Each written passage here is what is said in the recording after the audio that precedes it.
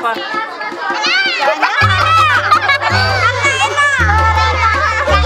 Kenapa enak? Iya, lain apa lagi nak? Kenapa? Bebeknya orang gimana?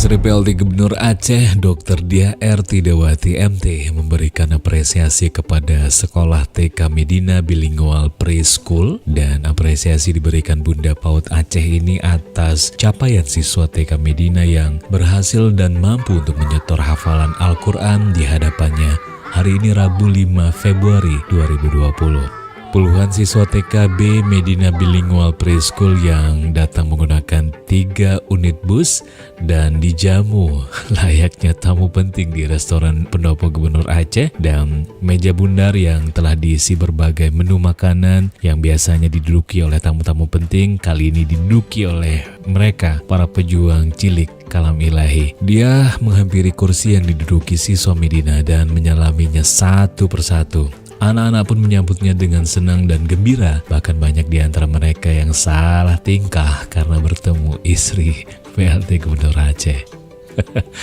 Dan Bunda PAUD Aceh juga merasa bangga dan kagum terhadap kurikulum TK Medina yang menggunakan kurikulum bilingual berupa bahasa Inggris dan Indonesia dalam kegiatan belajar sehari-hari.